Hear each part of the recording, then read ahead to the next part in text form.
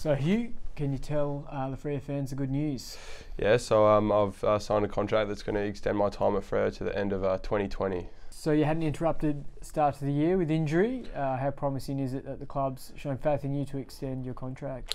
Yeah, so frustrating start to the year. Obviously, a few little hiccups along the way, but it's awesome from the club that's backing me in and showing me a lot of support and a lot of faith in me going forward, and hopefully I can deliver.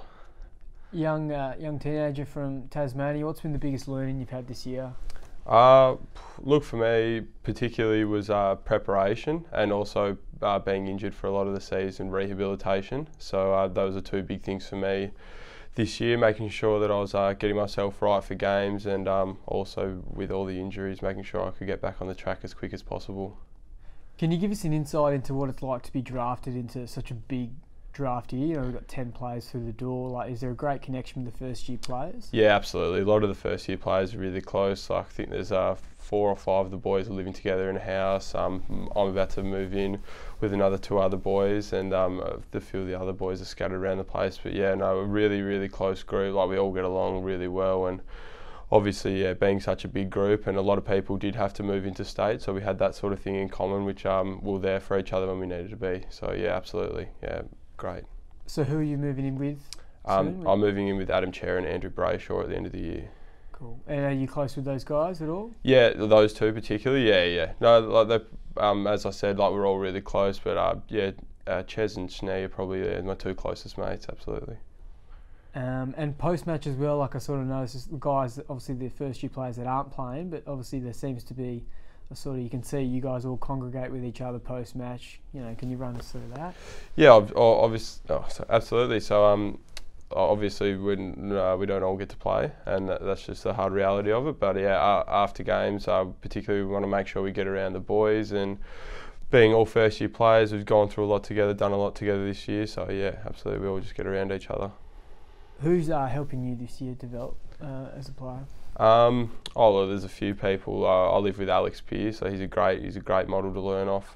Like some of the stuff that he's been through throughout his football career, and how resilient he's been is absolutely outstanding. So I've got a lot of respect for Alex, look up to him a lot, and I was absolutely rapt when I was told that I was going to be moving in with him at the start of the year. Like all the leaders around the club, even though it may be just small things, like I pick up on a lot, and I think like all of them, not just with me, all the first year, they've been extremely helpful. And Matt Taberner as well, obviously has had a bit of a frustrating season, but he's always there teaching me stuff. Joel Hamling as well is another player who he's more out on the track, particularly like just grabs me, physically shows me different things that I need to do and work on out in the ground. So yeah, those few boys particularly.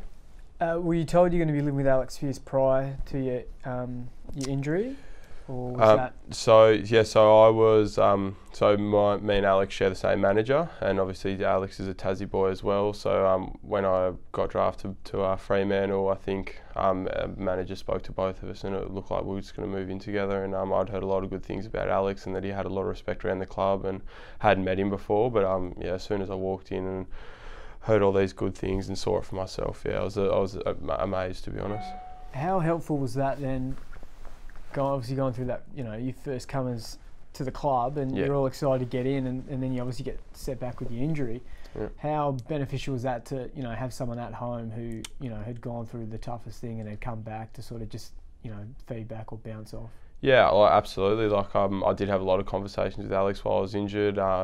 Sort of more just about like where my headspace was at, and that I was really frustrated and those sorts of things. And he could empathise, obviously, and he was very helpful, and also with the like physical stuff. So like getting to the extra ices, icing it, heat, extra compression, all those sorts of things. Like, he was on to me about, and I really appreciated that through the whole thing. Ross has been pretty public talking about he has sort of regular catch-ups with the first year players and breakfast and that. How have you seen Ross's influence not only on your career this year, but, you know, the whole first year group? Oh, look, I think he does go out of his way a lot to talk to the first year group. Like there, as we've said, there is a massive percentage of the team is first years. So Yeah, so he's gone out of the way, like me particularly. He's come. I've had a coffee with him away from football. I've had meetings with him in football, and a lot of the other boys as well. Like same sort of thing. He goes out of his way to make sure that we all felt welcome. He came, asked us for feedback, what we think that he could improve on, what we think the footy club's doing really well, what we think that they could improve on, and yeah, he's just like constantly looking for feedback to make everyone better. Do those sort of, obviously not going into the nitty gritty, the details, but do those conversations are more just life conversations, or are they about footy, like more focused on footy, or are they just a catch up? Or well, I think as a first year coming, like particularly with a lot of the boys moving away from home, like some aspects of it is going to be tough, like the life part of it, like you're living in a completely different state, you're away from your family and friends. So when I caught up with him, he sort of asked me a lot about that, and like obviously was really open and honest with him about that, and he was extremely helpful. But also there's a footy side to it, and I think he finds a good way to separate those two. So at footy he'll talk to you about footy, and then away from footy he'll talk to you about what's going on in your life. What do fans have to look forward to for the remainder of the season, but also for next year as well? The remainder of the season, well, hopefully there's a couple more debutants by the end of the year, and we can get a couple more wins on the board. And next year, obviously, just continued improvement. Like the boys are going to have a big off season, massive pre-season. So yeah, next year we'll come firing and ready. A few bigger bodies, boys put a bit of size, and hopefully we'll get a few more wins on the board.